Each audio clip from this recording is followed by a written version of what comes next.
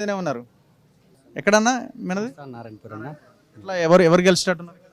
అంటే మా ఉద్దేశం అయితే బీసీ నాయకుడు బుర్ర నర్సయ్య గెలవాలని ఆశిస్తున్నాం. మేము గెలుస్తాడని అనుకుంటున్నాం.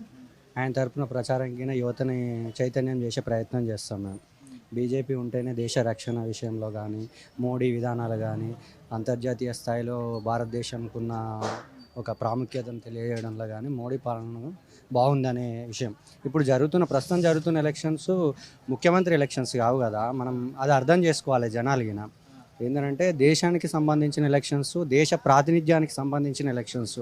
ఒక లోక్సభలో ఉండే వ్యక్తి దేశానికి రాష్ట్రానికి మధ్య జరిగే సంబంధాల గురించి, వ్యవస్థకు సంబంధించిన నిర్మాణం సంబంధించిన వ్యవహారాలకు సంబంధించింది కాబట్టి జనాలకు అది అర్థం కావాలి. అర్థం కాకుండా పిచ్చిగా ఏదైతే హవా అనే ముసుగుల రాజగోపాల్ రెడ్డి ఉంటే ఎటు ఉంటే అటు, లేకపోతే కాంగ్రెస్ అయిన ఎటు ఉంటే అటు, ఇట్లా వేసుకుంటూ పోతే జనాలకు చైతన్యం లేనట్టు. అట్లాంటి సిచ్యువేషన్ ఉందా ఇక్కడ?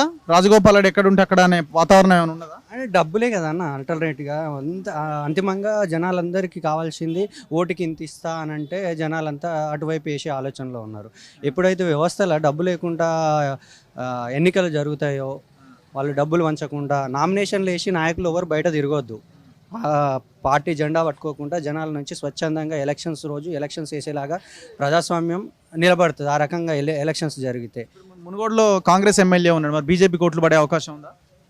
పడతాయి. పడతాయా? బూరకు పడతాయి అని అంటే ఇప్పుడు అప్పుడు జరిగిన ఎలక్షన్స్ వేరు, ఇప్పుడు జరుగుతున్న ఎలక్షన్స్ వేరు. అప్పుడు జరిగిన పరిస్థితులు వేరు. ఆ టైంలో ఏమైనా కానీ ఏంటంటే టీఆర్ఎస్ని దింపాలనే ఆలోచనతో జరిగిన ఎలక్షన్స్. ఇప్పుడు జరుగుతున్న ఎలక్షన్స్ ప్రధానమంత్రిగా ఉన్న మోడీ మళ్ళొకసారి ప్రధాని చేయాలన్న ఆలోచనతో జరుగుతున్న ఎలక్షన్స్. అవి జనాలు గుర్తించాలి. ఆ రకంగా గుర్తించినప్పుడు మాత్రమే మనం ప్రజాస్వామ్యం నిలబడుతుంది. మీరు బ్రదర్?